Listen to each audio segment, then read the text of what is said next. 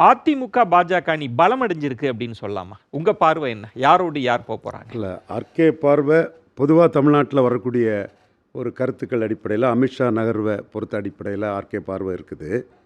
ஆனால் என்டிஏக்குள்ளே ஓபிஎஸும் டிடிவியும் 2024 மக்களவைத் தேர்தலில் இருந்தாங்க. டிடிவி 2 இடங்களை போட்டிட்டார், ஓபிஎஸ் ஒரே இடம் போட்டிட்டார். ஆனால் பிரதமர் இங்கே தமிழகத்துக்கு வரும்போது 2 பேருக்குமே கதவை அடைக்கிறார். அதுவும் ஓபிஎஸ் என்னோட மரியாதைக்குரிய ஒருத்தர் தான். அவர்கிட்ட இருந்து அறிக்கை வாங்கி என் பாக்கியம்னே சொன்ன பிறகும் அங்கே அவர் சந்திக்க முடியலை. டிடிவி அந்த ட்ரெண்டை புரிஞ்சுக்கிட்டு அவர் நாங்கள் அப்பாயின்மெண்ட்டே கேட்கலன்னு ஒதுங்கிட்டார். இதை தாண்டி மற்றபடி உள்ள தலைவர்கள் எல்லாருமே சந்திக்கக்கூடிய சூழ்நிலையில் இவங்க 2 பேருக்கும் மோடியால் கதவு அடைக்கப்படுறதுன்னு தான் நான் பார்க்குறேன். மோடியால கதவு அடைக்கப்பட்டிருக்கு. இப்ப தினகரன் அவர்களுக்கு அமித்ஷாவால அந்த கதவு டெல்லியில திறந்திருக்கு போல இருக்கே. அமித்ஷா கதவை திறக்க முயற்சி பண்ணுறாரு. தினகரனும் ஆர்கே சொல்கிற மாதிரி கதவை திறந்துட்டா நல்லா இருக்குமேங்கிற எண்ணத்தில் தான் கதவு திறந்துடணுங்கிற அடிப்படையில் தான் தினகரனும் அதுவரை. அப்போ நீங்கள் சொல்லுது அவருக்கும் என்டிஏவுக்கு போகிறதுக்கு தான் ஆசையா? தினகரன் அவர்களுக்குமே என்டிஏக்கு அவர் போகிறதுக்கு ஆசை. ஆனால் அமித்ஷா திறந்த கதவை மீண்டும் மோடியை பயன்படுத்தி லாக் பண்ணுறதுக்கும் எடப்பாடி முயற்சி பண்ணுவார். ஏன்னா எடப்பாடியை பொறுத்தளவில் தினகரன் அவங்களுக்குள்ள உள்ள ஹோல்டு வார் நமக்கு எல்லாத்துக்குமே தெரியும். அவர் என்டிஏக்குள்ளே தானே இருக்க போகிறார். அதில் இபிஎஸ் அவங்களுக்கு என்ன பிரச்சனை வரப்போகுது? அவங்க என்டிஏ பார்ட்னராக இருக்க போகிறாங்க. பேச்சுவார்த்தையெல்லாம் நடத்தினதா சொல்கிறாங்களே. இன்னைக்கு அதிமுகவில் ஒரு நெருக்கடி இருக்குது. ஓபிஎஸும் இல்லை, டிடியும் இல்லைன்னு சொல்லும்போது அப்பர் சவுத் டெல்டாவில் பொலிட்டிக்கலி வைப்ரண்ட் கம்யூனிட்டியான முகல்தோர் கம்யூனிட்டி உள்ள 2 லீடர்களில் ஒருத்தர் கூட இல்லைன்னா இங்கே ஃபைட் பண்ணுறதே கஷ்டங்கிற ஒரு நெருக்கடி அவர் கட்சியில் உள்ள எண்ணற்ற முகலத்தோர் 2ஆம் கட்ட தலைவர்களால் அந்த நெருக்கடி கொடுக்கப்படுது.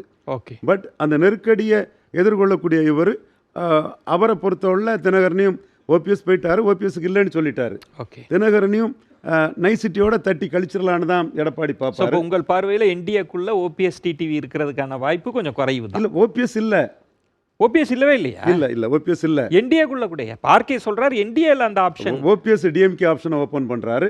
அதுக்கு ப்ரியாரிட்டியாக டிஎம்கேயும் ஆப்ஷன் ஆட்டு விஜய் தாவேக்காயும் வச்சிருக்கிறாரு. ஸோ ஓபிஎஸ் இல்லை என்டிஏக்குள்ள. ஓபிஎஸ் என்டிஏக்குள்ளே இல்லை. தினகரன் என்டிஏக்குள்ளே இருக்கிறதுக்கு ஆசைப்பட்டாலும் ஃபைனலாக அமித்ஷா திறக்கக்கூடிய கதவை மோடியை பயன்படுத்தியே க்ளோஸ் பண்ண பார்ப்பார் எடப்பாடி. அது முடியலைனாலும் take it or leave it offer, உங்களுக்கு என்ன ஓட்டு இருக்குது, நீங்கள் 2 தொகுதியில் நின்று இத்தனை விழுக்காடு தானே எடுத்தீங்கன்னு தினகரனை மட்டம் தட்டுறதுக்கு மக்களவே சொல்லுவார். அவருக்கு பார்க்கிங்க ஏற்றுறதுக்கு பாஜக கிட்ட சட்டமன்ற கணக்கை சொல்லுவார். ஓகே. ஸோ இவங்களுக்குள்ள உள்ள அந்த வெறுப்புணர்வு 2 பேரையும் ஒரே இடத்துல இருக்க வைக்க முடியும். இல்லை, அது தினகரன் விரும்புறாரு. ஆர்கே சொன்னக்கூடிய அந்த புள்ளிக்குள்ள. பட் இபிஎஸ் விரும்ப மாட்டார். இபிஎஸ் விரும்ப மாட்டாரு. நான் விரும்பலங்கிறத இப்போ வெளிப்படையாக சொல்ல முடியல. பட் நைசிட்டியோட எப்படி தட்டி கழிப்பாரு, 21 சசிகலாவின் தினகரனை எப்படி தட்டி கழிப்பாரு, அதுக்கு ஏதாவது ஹெல்பிங் ஹேண்ட் கிடைச்சிட்டுன்னா அவரை சந்திச்சதும் 100% இடம் இல்லாம்பாரு. இப்போ அமித்ஷாவை மறுக்க முடியல, அதனால ஆப்ஷன் ஓப்பன் மாதிரி காட்டுறாரு. இல்லை, நான் கதவை அடைச்சதான்னு பெரியவர் சொல்லிட்டாருன்னா கிளீனாக அவரை பயன்படுத்தியே கதை அடைச்சிருவார். ஸோ இப்போ தினகரன் அவர்களுக்கு வேற ஆப்ஷன் என்னவா இருக்கும்னு பார்க்குறீங்க? டிவிக்கு ஆப்ஷன் தான் அவருக்கு வேற ஆப்ஷனாக இருக்கும். ஓகே. திமுகவும் அவருக்கு அவங்க டேர்ம்ஸுக்கு வர்றதுக்கு விரும்புகிறாங்க. திமுக ஆப்ஷன் அப்படின்றது ராமதாஸுக்கு இருக்கிறது திமுக ஆப்ஷன் தான்.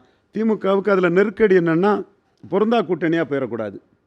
திருமாவளவன் வெற்றி பெறராக இருக்கிறாரு. அவங்க ஒரு ஸ்ட்ராட்டஜியில் சில சோஷியல் செக்ஷன்ஸை கன்சால்டேட் பண்ணி கிறிஸ்டின், முஸ்லீம்ஸு, தலித்ஸு, நான் வன்னியர்ஸு ப்ளஸ் ப்ரோ வன்னியராட்டு நிறைய வன்னியர் வேட்பாளர்கள்னு ஒரு ஸ்ட்ராட்டஜியில் போயிட்டுருக்குறாங்க. இதில் ராமதாஸ் திமுக ஐடென்டிட்டியோடு வந்தாருன்னா ஸ்டாலின் ஏற்றுக்குவார். பாமக ஐடென்டிட்டின்னு சொன்னால் ஸ்டாலினுக்கு அது நெருடலாக இருக்கும்.